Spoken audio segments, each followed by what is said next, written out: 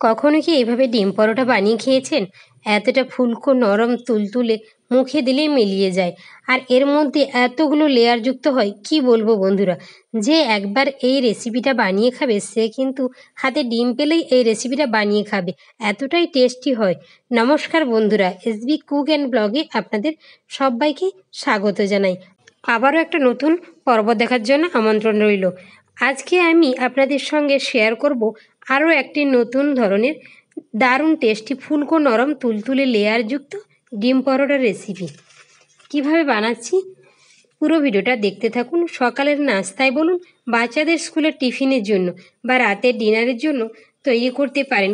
এই পরোটাটা খাওয়ার জন্য কোনো সবজির দরকার পড়বে না। তো চলুন কথা না বাড়িয়ে মূল রেসিপিতে যাওয়া যাক। এখানে আমি 1 কাপ ময়দা নিয়েছি। ময়দার পরিবর্তে আপনারা এখানে আটা দিয়েও কিন্তু রেসিপিটা বানাতে পারেন। দিয়ে দিলাম পরিমাণ মতো লবণ, আর দিচ্ছি একটু চিনি।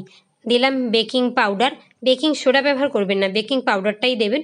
আর দিচ্ছি সয়াবিন তেল, যেটা আমরা রান্নায় সাদা তেল বলি, সেই তেলটাই দেবেন। এখানে আমি 2 টেবিল চামচ দিয়েছি। তেল দিয়ে ভালো করে সব শুকনো উপকরণগুলোকে বেশ ডলে ডলে মেখে নিতে হবে, যাতে মুঠো করলে মুঠোটা ছাড়ার পর যেন মুঠোই থেকে যায়, আবার ভেঙে দেওয়া যায়, এমনভাবেই কিন্তু ময়দার সাথে তেলটাকে মেশাতে হবে। একটু সময় নিয়ে মাখতে হবে। এখানে আমি উষ্ণ গরম জল নিয়েছি, দেখতেই পাচ্ছেন আঙুলটা ডোবানো যায় এরকমই কিন্তু উষ্ণ গরম জলটা নিতে হবে।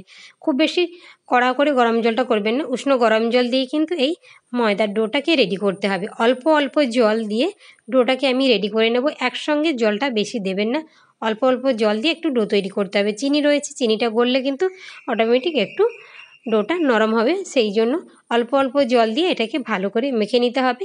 যতক্ষণ না চিনিটা গলছে ততক্ষণ কিন্তু ধীরে ধীরে এটাকে মাখতে হবে। আপনি তাড়াহুড়ো করে মেখে রেখে দিলেন, দেখবেন কিছু সময় পরে চিনিটা গলে নরম হয়ে গেছে, তখন কিন্তু ডোটা অনেকটাই নরম হয়ে যাবে। সেই জন্য একটু সময় নিয়ে নিয়ে মাখলে চিনিটা গলতেও থাকবে আর এদিকে আপনার মাখাটাও রেডি হয়ে যাবে। বেকিং পাউডার দেওয়া রয়েছে, চিনি রয়েছে, সেই জন্য সেটা একটু গলে গেছে, একটু নরম নরম লাগছে। ওপর থেকে একটু সাদা তেল দিয়ে আবারও খুব ভালো করে এটাকে আমি 2 থেকে 3 মিনিট ডলে ডলে মেখে নেব। এতে করে পরোটাগুলো খুব সুন্দর হবে, একদম নরম তুলতুলে হবে। এটাকে আমি 10 মিনিট রেস্টে রেখে দেবো। আপনারা চাইলে এটাকে লেচি কেটেও কিন্তু 10 মিনিট রেস্টে রেখে দিতে পারেন। আমি এমনিই রেখে দিয়েছি। এখানে নিয়েছি আমি 2 টেবিল চামচ কর্নফ্লাওয়ার, আর দিচ্ছি 2 টেবিল চামচ সাদা তেল।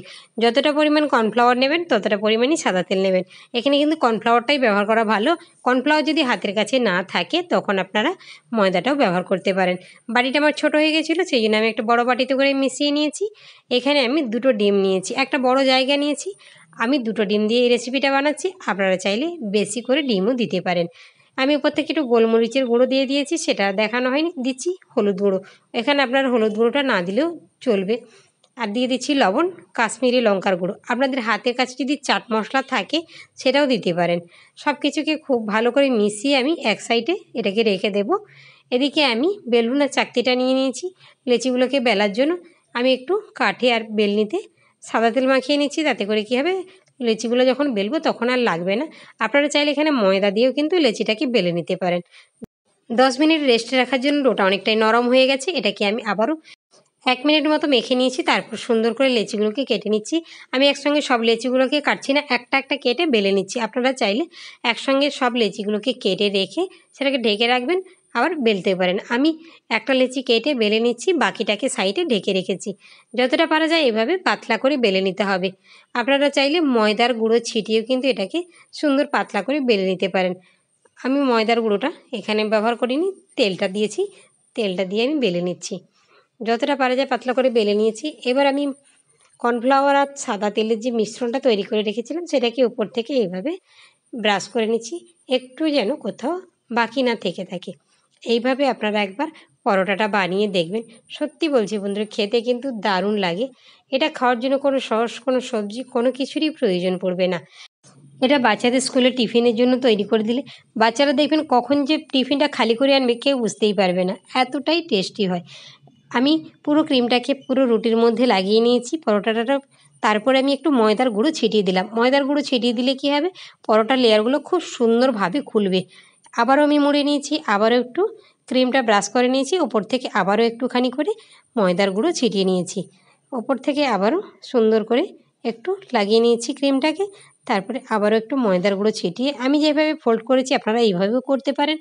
আপনাদের পছন্দ অনুযায়ী আপনারা যেমন খুশি পারেন সেইভাবে মুড়ে নিতে পারেন। আপনারা গোল করে বেলে ছুরি দিয়ে কেটে সেটা একটা কোণের মতো তৈরি করে নিতে পারেন। আমি এইভাবে করলাম, এটা আমার কাছে সহজ মনে হলো, সেটাই আমি আপনার সঙ্গে শেয়ার করলাম।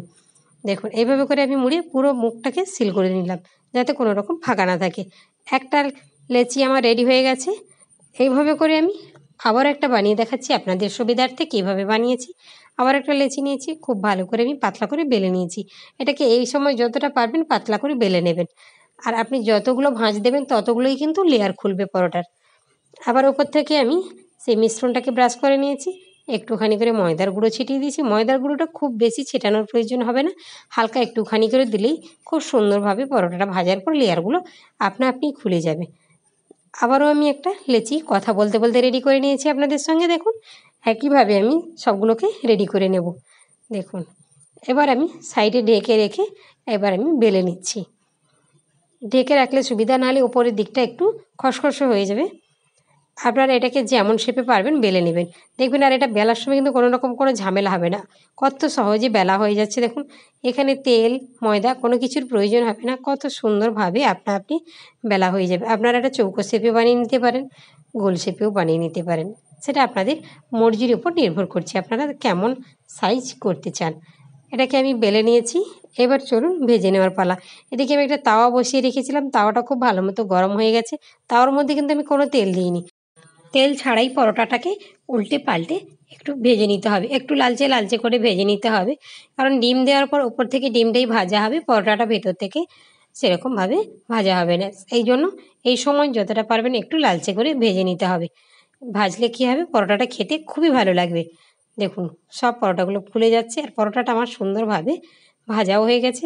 এবার আমি যে ডিমের মিশ্রণটা তৈরি করে রেখেছিলাম, এই পরোটাটাকে গরম অবস্থায় ওইখান থেকে তুলে এইভাবে খুন্তি দিয়ে ডিমের মধ্যে চুবিয়ে দিলাম, দিয়ে এপিট ওপিট করে ঘুরিয়ে নিচ্ছি। দেখুন আমি এটা খুন্তি দিয়ে করে নিচ্ছি, আপনারা চাইলে এটা হাত দিয়েও করে নিতে পারেন। এক্সট্রা ডিমটাকে ঝরিয়ে নিয়েছি, দিয়ে এবার আমি তাওয়ার মধ্যে দিয়ে দিলাম। এবার ওপর থেকে একটুখানি সাদা তেল দিয়ে দিয়েছি। ডিমটাকে একটু তেল দিয়ে না ভাজলে ডিমের একটা আঁশটে গন্ধ থাকে, সেটা তখন খেতে একদমই ভালো লাগবে না। এইভাবে করে খুন্তি দিয়ে উঁচু করে ধরলে তেলটা নিচের দিকে পুরোটাই চলে যাবে। এবার এটাকে উল্টে পাল্টে একদম লাল লাল করে ভেজে নিতে হবে। সত্যি বলছি বন্ধুরা, একটা পরোটাও কিন্তু মিস যাবে না, এত সুন্দর ফুলকো ফুলকো পরোটা হবে আর নরম একদম তুলতুলে, মুখে দিলেই মিলিয়ে যাবে। দেখুন কত সহজ বানানো, আর খুব অল্প উপকরণ কম সময়ের মধ্যেই কিন্তু কতগুলো পরোটা বানানো হয়ে যায়। মাত্র দুটো ডিম দিয়ে কিন্তু এখানে আমি 8খানা পরোটা বানিয়ে নিয়েছি। দেখুন কতটা ফুলে গেছে, একদম একদম পুরো কোথাও কোনো এক কোণাও বাকি নেই, পুরোটাই ফুলে গেছে।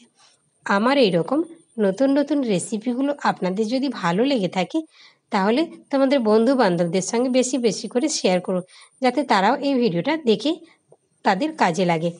আর আমার চ্যানেলে যদি নতুন বন্ধু হয়ে থাকো, চ্যানেলটাকে অবশ্যই সাবস্ক্রাইব করে পাশে থেকো, আর পাশে থাকা বেল নোটিফিকেশানটি অন করে রাখো, যাতে আমি যে ভিডিওগুলো আপলোড করব সেগুলো সবার আগে তোমাদের কাছে পৌঁছে যাবে। কথা বলতে বলতে আবারও একটা পরোটা আমি ভেজে নিয়েছি। আবারও ঠিক একইভাবে ডিমের মিশ্রণের মধ্যে ডুবিয়ে একটু উঁচু করে ধরলাম, এক্সট্রা ডিমটা ঝরে গেল, যেটা রুটির গায়ে লেগে থাকলো তাতেই কিন্তু সুন্দর পরোটাটা হবে।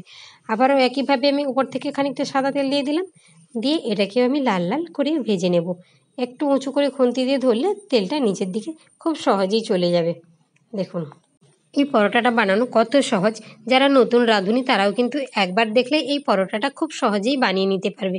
আর এটা কিন্তু ঝটপট বানানোও হয়ে যায়, খুব বেশি সময়ও লাগে না। হাতের কাছে থাকা অল্প কিছু উপকরণ দিয়ে কিন্তু এত সুন্দর একটা টিফিন রেসিপি আপনারা বানিয়ে নিতে পারবেন। বাড়িতে অতিথি এলে কথা বলতে বলতে কিন্তু এই রেসিপিটা তাদের বানিয়েও দিতে পারেন। আর তাদের একবার বানিয়ে খাওয়ালে কিন্তু তারা তোমার কাছে বারবার আসবে এই রেসিপিটা খাওয়ার জন্য। দেখো প্রত্যেকটা পরোটাই কিন্তু একদম ফুলকো ফুলকো হয়েছে, এতটুকু কিন্তু কোনোটা বাদ যায়নি, প্রত্যেকটা পরোটাই ফুলবে সুন্দরভাবে। একইভাবে এটাও আমি ভেজে তুলে নিয়েছি, ভাজার পরেও দেখুন কতটা ফুলকো ফুলকো রয়েছে পরোটাগুলো। একইভাবে সব পরোটাগুলো ভেজে নিয়ে দেখাচ্ছি আমি তোমাদের কেমন হয়েছে। দেখো কত নরম তুলতুলে পরোটাগুলো, আর লেয়ারগুলো দেখুন প্রত্যেকটাই কিন্তু আলাদা আলাদা হয়ে যাচ্ছে। একটা পরোটার মধ্যে কতগুলো লেয়ার আপনি পাচ্ছেন, বাইরে ডিম আর ভেতরে লেয়ারযুক্ত পরোটা, কত নরম তুলতুলে। মুখে দিলেই মিলিয়ে যাবে। দেখুন আমি হাতের মুঠোর মধ্যে করছি, কত সহজে মুঠোও হয়ে যাচ্ছে, এত সুন্দর। আর এই পরোটাটা ভেজে কিন্তু রেখে দিলে সারা দিনও কিন্তু এতটুকু শক্ত হবে না, একদম যেরকম ভেজেছে নরম তুলতুলে সেরকমই কিন্তু 24 ঘন্টা পর্যন্ত নরম থাকবে, এতটুকু শক্ত হবে না, এতটাই সুন্দর হয়। খেতেও কিন্তু দারুণ হয়। একবার হলে আপনারা এই রেসিপিটা বাড়িতে ট্রাই করে দেখতে পারেন। আবারও কোনো নতুন রেসিপি নিয়ে হাজির হবো। ততক্ষণ সবাই ভালো থাকুন, সুস্থ থাকুন।